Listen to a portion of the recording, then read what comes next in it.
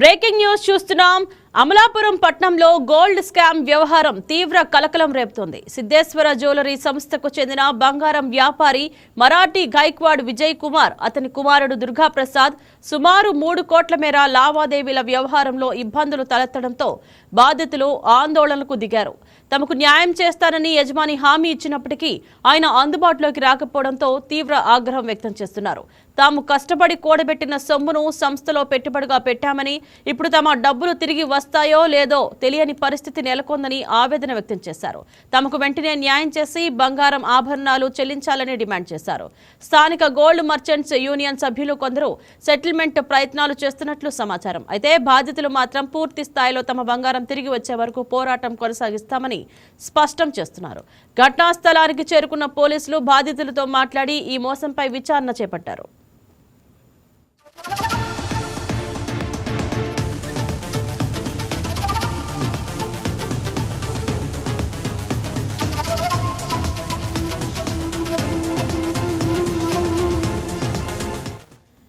దీనిపై మరింత సమాచారం కోనసీమ నుంచి మా కరెస్పాండెంట్ వెంకట్ ఫోన్ ద్వారా సిద్ధంగా ఉన్నారు. Yes, good morning Venkat. చెప్పండి, అమలాపురంలో వెలుగులోకి వచ్చిన ఈ గోల్డ్ స్కామ్ వ్యవహారం అసలు ఏంటి? Thank you Indraja. ఏదైతే అమలాపురం పట్టణంలో సంచలనం రేపిన గోల్డ్ స్కామ్ ఏదైతే 3 కోట్ల రూపాయలకు సంబంధించి బాధితులైతే నిన్న సాయంత్రం సిద్ధేశ్వర స్వామి జ్యువెలర్స్ అనే సంస్థ ప్రారంభించారు. ఆ సంస్థ దగ్గర బాధితులంతా కూడా నిన్న నిరసన తెలిపిన పరిస్థితి అయితే నెలకొంది. ముఖ్యంగా సామాన్యులు అతి పేదవారు కూడా కుదువ పెట్టుకుని ఇక్కడ బంగారాన్ని డబ్బులు తీసుకుంటూ ఉంటారు. అలాగే కొంతమంది వివిధ రకాల గోల్డ్ స్కీములు కట్టిన డబ్బులు కూడా ఉన్నాయి. వాళ్ళంతా కూడా తమ పిల్లల వివాహం కావచ్చు, ఇతరులకు కావచ్చు, రైతులు పొలాలకు పెట్టుబడి పెట్టడానికి కావచ్చు, తమ బంగారం తాకట్టు పెట్టడమే కాకుండా అక్కడ కొంత మొత్తం నగదు కూడా వారి దగ్గర పొదుపు చేస్తున్నట్టు తెలుస్తున్నాయి. దీనికి సంబంధించి బాధితులంతా కూడా నిన్న సిద్ధేశ్వర జ్యువెలర్స్ దగ్గర ఆందోళన అయితే చేశారు. సుమారు 3 కోట్ల రూపాయల ఐపీ పెట్టినట్లుగా తెలుస్తుంది గోల్డ్ స్కామ్ కి సంబంధించి. ముఖ్యంగా మరాఠీ గైక్వాడ్ విజయ్ కుమార్ అనే వ్యాపారస్తుడు ఎవరైతే ఉన్నారో సిద్ధేశ్వర జ్యువెలర్స్ యజమాని, ఆయన మహారాష్ట్రకు చెందినవాడిగా గుర్తించారు పోలీసులు. అయితే ఇతను సంవత్సరం క్రితం నుంచి కూడా ఈ వ్యవహారం సాగుతున్నట్లు స్థానికులు చెప్తున్నారు. ముఖ్యంగా ఇక ఈ పట్టణంలోకి సంబంధించి స్థానిక జ్యువెలరీ వ్యాపారులు కూడా అతను ఏదైతే స్కామ్ చేసే సంబంధించి బాధితులకు కూడా కొంతమేర వాళ్ళకి భరోసా ఇచ్చే ప్రయత్నం చేస్తున్నప్పటికీ కూడా బాధితులు ఎవరు వెంటలేదు. ఎందుకంటే గతంలో కూడా ఇలా కొంతమంది భరోసా ఇచ్చి అతను పారిపోవడానికి సహకరించారని కూడా బాధితులు ఆరోపిస్తున్నారు. ఎందుకంటే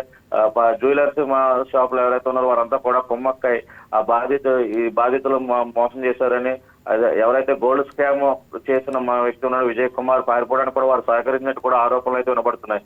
సుమారు 3 కోట్ల రూపాయలు సామాన్య ప్రజల సొమ్మును దోచుకోవడమే కాకుండా బంగారం స్కామ్ చేయడం వల్ల ఈ పట్టణంలో కలకలం రేపింది. దీనికి సంబంధించి ఆందోళనకారులతో పోలీసులు చర్చించారు. ప్రస్తుతానికైతే విచారణ అనేది ప్రారంభించారు, కానీ దీనికి సంబంధించి ఇప్పటివరకు ఎటువంటి కేసులు ఈ వ్యవహారంలో ఎంతమంది బాధితులు ఉన్నట్లు సమాచారం? సుమారు 100 మంది దాకా బాధితులు ఉన్నట్లు తెలుస్తుంది. ముఖ్యంగా రైతులు, సామాన్యులు, మధ్యతరగతి ప్రజలు ఎక్కువగా ఉన్నారు. ఈ ఎవరైతే గోల్డ్ స్కామ్ కి సంబంధించి మోసం చేశారో అతను విజయ్ కుమార్ బాధితులు.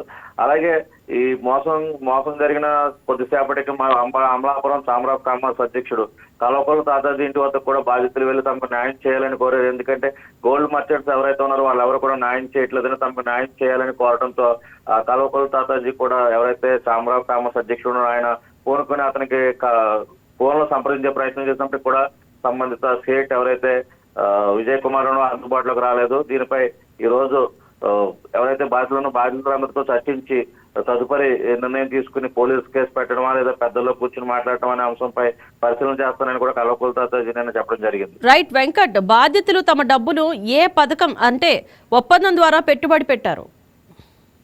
ముఖ్యంగా గోల్డ్ స్కీమ్ 12 నెలలు లేదా సంవత్సరం 2 సంవత్సరాలు ఇలా కుదువు పెట్టుకున్న తమకు సంబంధించిన గ్రామ బంగారం కావచ్చు, 2 గ్రామ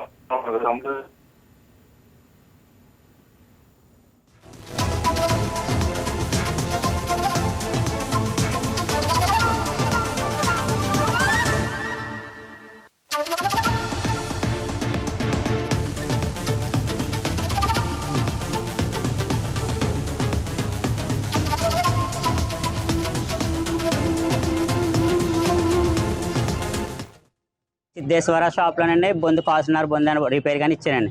పట్టుకుని వెళ్ళిపోయాడు. 2 నెలలు అయిందండి. ఎవరు ఏ సమాధానం చెప్పట్లేదండి. 2 నెలల నుంచి ప్రతి వారం 3 రోజులకోసారి తిప్పించుకున్నారు ప్రెసిడెంట్ గారు, ఛాంబర్ ప్రెసిడెంట్ గారు అందరూ.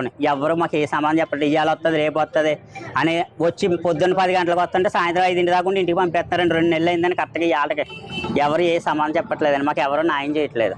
మాకు ఏదో రకంగా న్యాయం చేయాలండి. 10 కాసులు ముక్కలు 2 కాసులు తాడు పురమాయించామండి పెళ్లికని. అది కూడా ₹1,00,000 కూతురు కూడా ఇచ్చామని కూడా చెప్పనండి.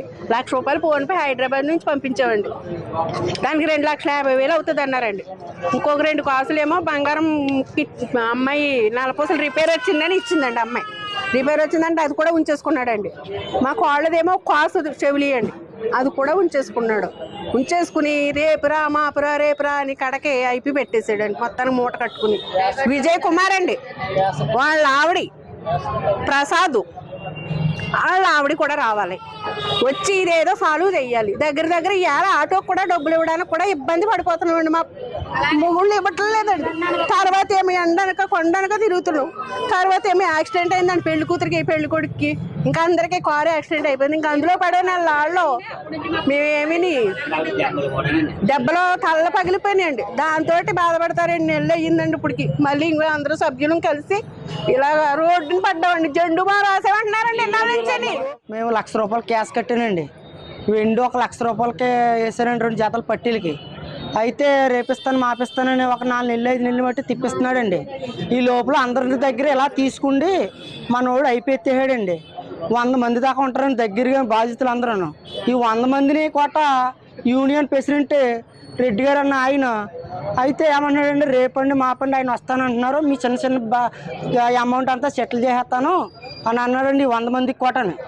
అయితే ఈ 2 నెలలు టైం తీసుకున్నారు తప్ప యూనియన్ సపోర్ట్ అంతా చేస్తానన్నారండి. యూనియన్ అంతా కోట కనీసం చేస్తానని ఇంతవరకు తిప్పించారు. కానీ కనీసం ఇప్పుడు వరకు కోట ఇది లాస్ట్ వాయిదా అమ్మ అనేసి అన్నారండి. లాస్ట్ వాయిదా కోట ఆయన రానంటున్నాడని చెప్పేశారండి.